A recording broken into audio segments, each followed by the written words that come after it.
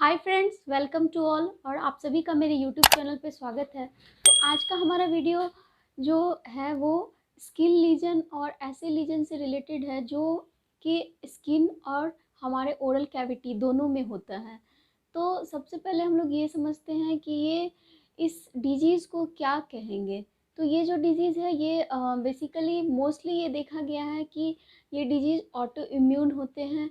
Auto immune का मतलब जब आपके बॉडी के जो डिफेंस सेल हैं जो इन्फेक्शन में वर्क करते हैं वो रूटीनली आपके बॉडी में विदाउट एनी इन्फेक्शन वो एक्टिव हो जाते हैं और वो अपने ही बॉडी के सेल के अगेंस्ट काम करने लगते हैं। तो इस तरह से जब आपके बॉडी में चेंजेज आने लगते हैं तो इसके शुरुआती लक्षण होते हैं जिसे अगर हम समझ सकते हैं तो ये डिज़ीज़ को हम काफ़ी सीवियर होने से रोक सकते हैं।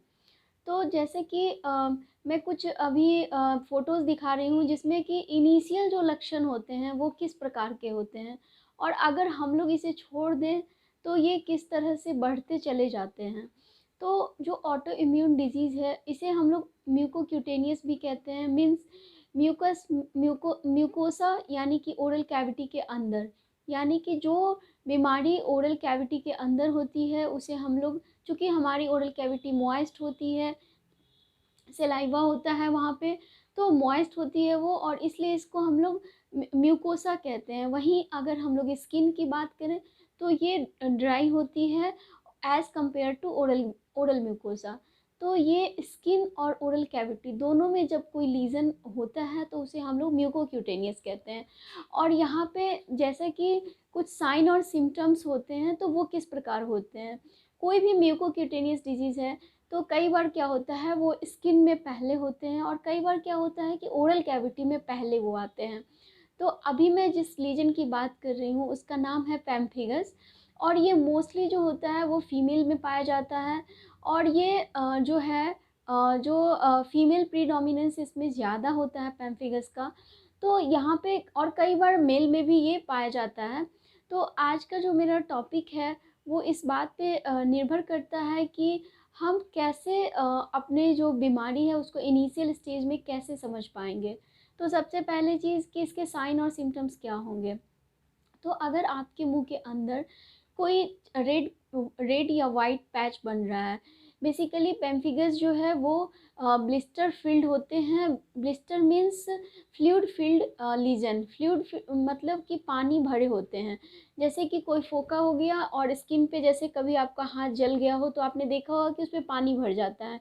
ठीक उसी तरीके से मुंह के अंदर भी पानी भर जाते हैं और वो जब फूटते हैं तो एक अल्सरेटिव एरिया हो जाता है वहाँ पे जो काफ़ी पेनफुल होता है पेशेंट के लिए।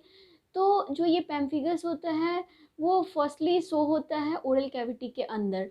तो अगर गाइस आपके मुंह के अंदर अगर कोई फुंसी बन रहा है और उसमें पानी भर रहा है तो आपको अवेयर होना चाहिए। अगर वो फ्लूइड फील्ड ब्लिस्टर है तो आपको अवेयर हो जाना चाहिए, क्योंकि ये जो होता है वाइड रेंज में होता है और ये सिर्फ ओरल कैविटी को लिमिट नहीं करता है, ये oral cavity as well as skin दोनों को कवर करता है।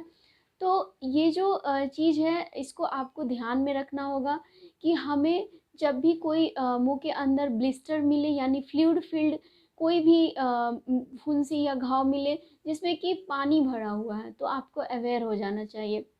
और ये बहुत देर तक पानी भरा इसलिए नहीं रह पाता है क्योंकि ओरल कैविटी के अंदर जो है काफ़ी मूवमेंट्स होती हैं और ये जो पानी है वो जस्ट एपिथीलियम के अंदर होता है। मीन्स जो आपका ऊपरी लेयर है, स्किन का ऊपरी लेयर है, वहाँ पे पानी भरा होता है। तो जैसे ही हम खाना खाते हैं या बात करते हैं तो वो तुरंत ही फूट जाता है। तो इस तरह से आपको, अगर वो आपने उसे इंटैक्ट नहीं देखा है और आपको लग रहा है कि इसमें पानी भरता है और वो फूट जाता है और जब आप डॉक्टर के पास जाते हैं तो वो इंटैक्ट नहीं होता है ब्लिस्टर, मीन्स वो फूट चुका होता है। तो आपको अपने उस चीज़ को एक्सप्लेन करना है डॉक्टर के पास सो दैट कि उस लीजन को एग्रेसिव फॉर्म में जाने से बचाया जा सके। और इसका जो एग्रेसिव फॉर्म होता है वो काफ़ी सीवियर होता है, पेनफुल होता है, पूरे फेस नेक हैंड हर जगह वो फैल जाता है और फिर उसे कंट्रोल करना मुश्किल होता है। नामुमकिन नहीं है लेकिन मुश्किल बहुत होता है, क्योंकि ये जो ऑटो इम्यून डिजीज़ हैं वो काफ़ी परेशानी भरा होता है, क्योंकि हमारे जो बॉडी के डिफेंस सेल है वो हमारे अगेंस्ट वर्क करते हैं। तो आपको इस चीज़ का ध्यान रखना है कि इनिशियल स्टेज में अगर हम लोग इसको रूल आउट कर लें और ये हमें पता चल जाए कि ये लीजन क्या है, तो हम लोग इसे एग्रेवेट होने से बचा सकते हैं। तो और लॉन्ग टर्म ट्रीटमेंट से ये बार बार जो इसका फेज़ है रिकरेंस का वो भी कम होता है, और आपको इससे काफ़ी मदद मिलेगा कि आपका जो लीजन है वो एग्रेवेट नहीं हुआ है। अभी जो ये फ़ोटोग्राफ्स आप देख रहे हैं, इस पेशेंट का initial complaint 7 to 8 months back patient को बर्निंग सेंसेशन हुआ, मतलब जब वो खाना खाता था तो उसे जलन महसूस होती थी। लेकिन उन्होंने इस चीज़ को इग्नोर किया और ये धीरे धीरे ओरल कैविटीज़ को छोड़ के और भी जगह पे होने लग गया।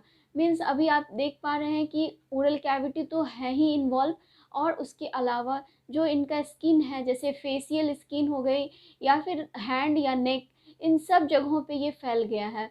तो ये जो प्रॉब्लम है इसे आपको समझना होगा कि अगर कोई बर्निंग सेंसेशन है और फ्लूइड फिल्ड लीजन है, मतलब पानी भर रहा है और आप उसे जब तक डॉक्टर को दिखाएंगे वो फूट जाता है, तो आप इसे नोटिस करें और इसे ज़रूर एक्सप्लेन करें। और अगले वीडियो में मैं इसको और डिटेल में बताऊंगी। Thank you so much for watching, and if you like please share and subscribe my channel. Thank you.